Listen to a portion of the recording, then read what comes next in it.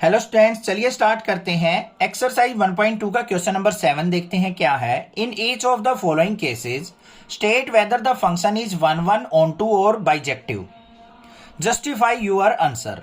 हमें क्या करना है, यहाँ पे दो फंक्शंस दे रखे हैं, हमें इनको बताना है कि ये 1 है, ऑन टू है या बाइजेक्टिव फंक्शन है, ये हमने बताना है। और लास्ट में आंसर को जस्टिफाई भी करना है। यहाँ पे जस्टिफिकेशन पूछा है। जस्टिफिकेशन बच्चों को समझ में ही नहीं आती है कभी भी। सिंपल सा बात बताऊंगा, सिंपल से स्टेप्स हैं, वो फॉलो करने हैं, जस्टिफिकेशन इजीली कर दोगे आप। ठीक है, चलो देखते हैं कैसे करना है। सबसे पहले देखो, हमें फंक्शन क्या दे रखा है फर्स्ट वाले पार्ट में। एफ एक्स इक्वल टू हमें दे रखा है 3 - 4x। ठीक है, और जो वैल्यूज पुट करनी है हमें F such that real values put करनी है, और रियल वैल्यू हमारी रिजल्ट में आनी चाहिए। तो इसके लिए हमें क्या करना पड़ेगा, अपने दो ओव्यूल बना लेंगे हम, arrow diagram. Real values put करने के बाद रियल वैल्यू आनी चाहिए। अब यहां पे आप क्या करो, सबसे पहले मान लो 0 पुट किया आपने। 0 पुट करने के बाद यहां पे 0 पुट करेंगे तो इमेज क्या बनेगी हमारी 3। 0 पे इमेज बन गई 3। ये है, यहां पे पुट करके देख लो एक बार बेशक। F x equal to 3 - 4x है। यहां 0 पुट करेंगे, 0 हो गया, 3 बन गया। मान लो अब आपने 1 पुट किया। 1 पुट करने के बाद क्या आ जाएगा, -1 इमेज बनेगी। देखो 1 पुट किया, 4 × 1 = 4, 3 में से 4 गया -1। 2 पुट किया बच्चों, तो 2 पुट करने के बाद क्या होगा, 2 × 4 = 8, 8 में से 3 गया, -5 इमेज बन रही है। कोई फ्रैक्शनल वैल्यू पुट कर दें, क्योंकि रियल वैल्यूज पुट करनी है।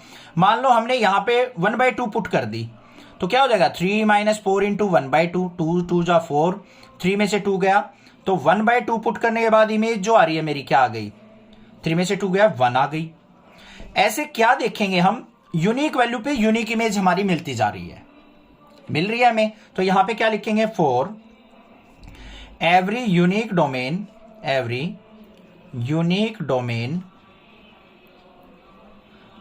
Range is unique so it's 1 function. तो ये क्या हो जाएगा, हमारा 1 फंक्शन है। समझ में आ गई बात। अब इसकी जस्टिफिकेशन देख लो, कैसे करते हैं जस्टिफिकेशन। सिंपल से स्टेप्स होते हैं, वही फॉलो करने हैं आपको। क्या करना है, यहां पे मान लो एफ ऑफ एक्स दे रखा है हमें, ये वाला फंक्शन। इसके अंदर कोई वैल्यू पुट की हमने x1, कोई डिफरेंट वैल्यू, उसको पुट करने के बाद हमारा फंक्शन क्या बन जाएगा, 3 - 4x1। अगर मान लो मैं कोई अनदर वैल्यू पुट करता हूं एफ ऑफ x2, तो हमारा फंक्शन क्या बन जाएगा, 3 - 4x2 बन जाएगा या नहीं बन जाएगा।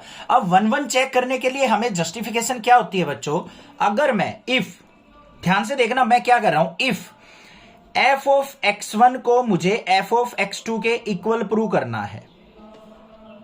एफ ऑफ x1 अगर मेरा एफ ऑफ x2 के इक्वल गिवन हो, तो ये दोनों वैल्यू भी क्या हो जाएंगी बच्चों, आपस में इक्वल होंगी। तो यहां पे क्या लिखना है, 3 - 4x1 इज इक्वल टू क्या हो जाएगा, 3 - 4x2। ये दोनों वैल्यू भी हमारी क्या आनी चाहिए, सेम आनी चाहिए।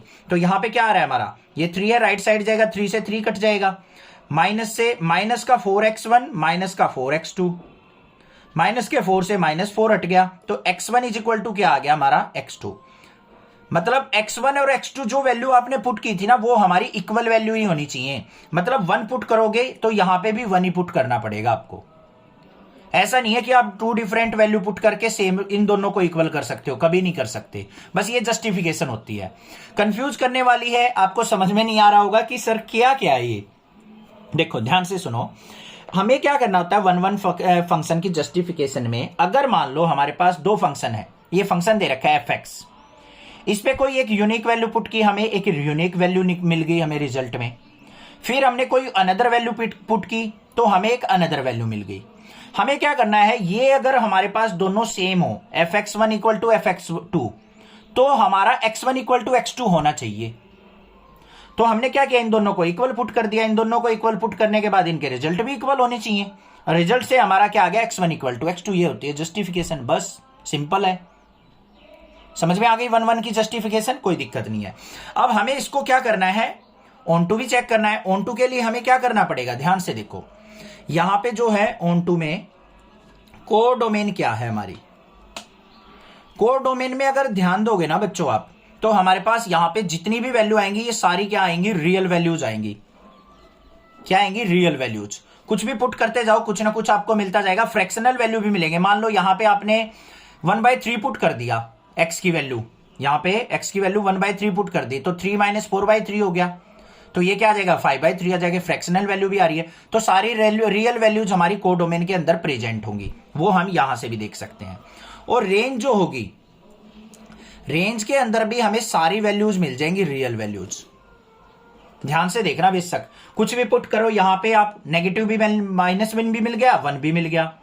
और यहां पे अगर हम कुछ ऐसी वैल्यू पुट करें, मान लो यहां पे हम क्या पुट कर दें, 0 भी मिल जाएगा हमें। यहां पे 3 माइनस, इसको 3 कैसे बना सकते हैं हम, यहां पे इसको अगर मैं पुट कर दूं, अगर x की वैल्यू 3/4 पुट कर दूं तो 3 - 3 0 भी आ जाएगा, ये फ्रैक्शनल वैल्यू भी आ जाएंगी रिजल्ट में, इस रेंज में सारी वैल्यूज आ जाएंगी। तो यहां पे कोडोमेन क्या हो गया हमारा, कोडोमेन इक्वल टू रेंज के है। So it's onto function, onto function. बस ये हो गया काम। समझ में आ गई बात, क्लियर है, कोई दिक्कत की बात नहीं। इसकी जस्टिफिकेशन देख लेते हैं हम। इसकी जस्टिफिकेशन में ऑन टू में हमारा क्या होना चाहिए, fx इक्वल टू वाई आ जाना चाहिए, बस ये चीज प्रूव करनी है हमें। जो फंक्शन है वो रिजल्ट के इक्वल होना चाहिए। उसके लिए क्या करेंगे हम, सबसे पहले देखो fx इक्वल टू हमें क्या दे रखा है, 3 - 4x दे रखा है, ये रहा। इसके अंदर fx इक्वल टू वाई होना चाहिए। fx का कुछ भी यहां पे वैल्यू पुट करने के बाद क्या आएगा, y आएगा। तो y इक्वल टू क्या आएगा, 3 - 4x। यहां से y की वैल्यू, इसकी x की वैल्यू निकाल लो, तो x की वैल्यू क्या आ जाएगी, 4x को इस तरफ ले आए, तो 3 - y, और x इक्वल टू क्या आ गया, 3 - y/4।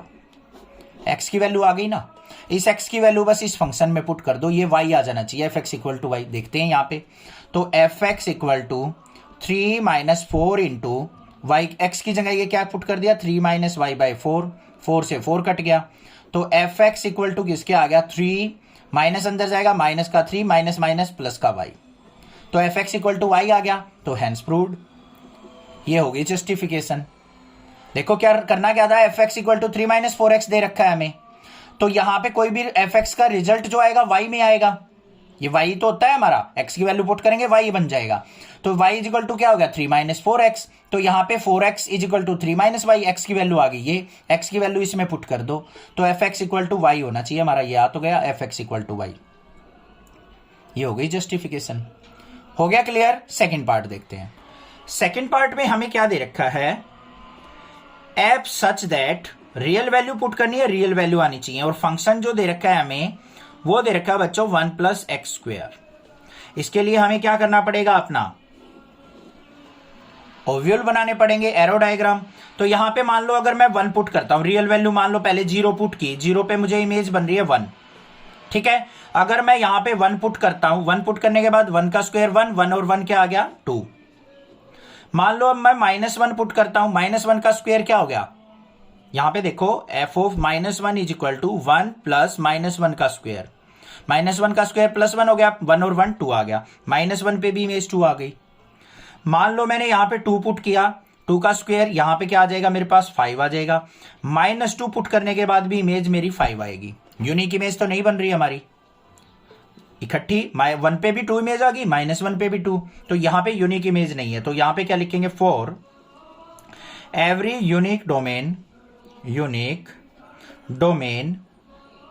Image is not unique, image is not unique, so it's not 1 ये 1 फंक्शन नहीं है, ठीक है। पहले वाला क्या था हमारा, 1 भी था, ऑन टू भी था, तो वो बाइजेक्टिव फंक्शन था, और ये क्या हमारा 1 फंक्शन नहीं है। अब इसके हम ऑन टू चेक कर लेते हैं। ऑन टू के लिए हमें क्या करना पड़ेगा, सिंपल सा काम है। ऑन टू के लिए हमारा क्या होना चाहिए, यहां पे देखो ये हमारे पास क्या है, कोडोमेन। कोडोमेन में क्या आएगा बच्चों, हमारी रियल वैल्यूज आएंगी सारी की सारी, ये रही। और रेंज जो आई है हमारी, रेंज के अंदर तो ओनली पॉजिटिव वैल्यू आ रही है, माइनस वैल्यू पुट करने के बाद भी पॉजिटिव आ रही है। तो यहां पे क्या आ रहा है, 1 2 5 इस तरीके से, ना तो यहाँ पे 3 प्रेजेंट है ना 4 प्रेजेंट है, वो सारी रियल वैल्यूज में होती हैं, तो ये इक्वल नहीं है। तो यहाँ पे क्या लिखेंगे, रेंज जो है सबसेट ऑफ कोडोमेन है, so it's not onto function. बस क्लियर हो गया। देखो मैं अपनी तरफ से बेस्ट ट्राई कर रहा हूं इस चैप्टर को समझाने की, इससे बेस्ट सॉल्यूशन मेरे ख्याल से आपको नहीं मिलेगा। और अगर अच्छे से समझ में आ रहा है नेक्स्ट क्लासेस पे तो प्लीज चैनल को सब्सक्राइब जरूर कर देना, ज्यादा से ज्यादा शेयर करना। बस यही एक रिक्वेस्ट है, इतना तो कर ही सकते हो आप अपने टीचर के लिए। Thank you students for watching next classes video.